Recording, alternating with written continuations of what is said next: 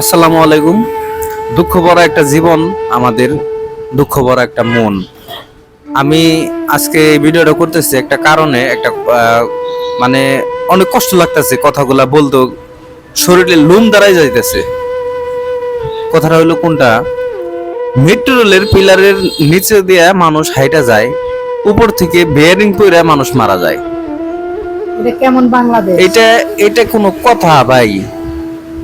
তার মানে দুইটা সন্তান আছে, এখন তাদের কি অবস্থাটা হবে? নাই কোনো দেশের পরিস্থিতি এতটাই খারাপ, মানে কোনো আইন কানুন নাই, কোনো মানে মানুষ যে একটু নিরাপদ, আমরা যে নিরাপদ ভাবে একটু রাস্তাঘাটে চলাফেরা করব সেটাও নাই। তো দেশের পরিস্থিতিটা আসলে এরকম খারাপ হয়েছে, মানে চলাচল, মানে রাস্তাতে যে চলাচল করবো সেটা অযোগ্য। আমি রাস্তাতে হাইটে যাইতেছি, আমার উপর দিয়ে অটো উঠাই দিছে এই কিছুদিন আগে। তো ভাগ্য ভালো যে আমি অনেক সময় আমার বাবুরে নিয়ে বাজারে যাই, তো আমার বাবু আমার মানে কুলে থাকে।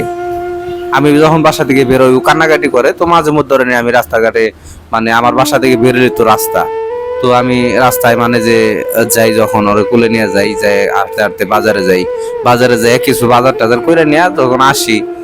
তো ওই দিন আমি ভাগ্য ভালো যে আমি একা ছিলাম, আমি রাস্তার পাশ দিয়ে হাইটে আসতেছি, একটা অটো আমার উপর দিয়ে উঠাই দিচ্ছে। তো পাশে থেকে একজন লোক চিল্লানি দিচ্ছে যে ভাই সরেন সরেন। আমি সরেও সারতে পারি না, তারপর আমার ডান হাতে একটু ব্যথা পাইছি। তো এই যে বিষয়গুলা, এগুলো কি করবেন বলেন? আপনি রাস্তাতে যখন যাবেন, আপনি তো মোটেও নিরাপদ না। তো আপনার আপনার সাবধানতা আপনি নিজের, অন্য কেউ আপনাকে সাবধান করে দিবে না। তবে মানে ঢাকাতে যেটা হয়েছে, যে পিলারের উপর থেকে বেয়ারিং পরে মানে ওই লোকটা মারা গেছে, তো এটা আসলে ভাগ্যে ছিল, নসিবে ছিল, এটা আসলে বলার কিছু নাই। হয়তো বা আল্লাহ পাক ওনার মৃত্যুটা ওইভাবে লিখেছে, আমাদের মৃত্যুটা কিভাবে হবে আমরা সেটা জানি না।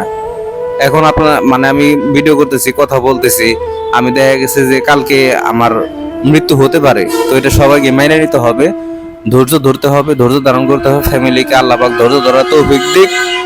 আর সবাই আমরা তার জন্য দোয়া করি, আল্লাহ পাক যাতে তাকে জান্নাত নসিব করে, সমস্ত পাপ ক্ষমা করে দিয়ে আল্লাহ পাক যাতে তাকে জান্নাত নসিব করে। এইটাই হচ্ছে আমাদের সবচেয়ে বড় কথা। আমরা শুধু তার জন্য দোয়া করতে পারবো, আর কোনো কথা আমরা বলতে পারবো না। তো যাই হোক, আর আমি আমার বাংলাদেশের সরকারের বিষয়ে কোনো কিছু বলবো না, কারণ সেটা তাদের ব্যাপার স্যাপার। যদি তার ফ্যামিলি কে কিছু সাহায্য করার মতো থাকে তাহলে কিছু সাহায্য করেন। যদি সরকার কর্তৃপক্ষ কোনো লোকজন আমার ভিডিওটা দেখেন, তাহলে অবশ্যই অবশ্যই কিছু সাহায্য করেন। তো যাই হোক, সবাই ভালো থাকেন, ধন্যবাদ সবাইকে।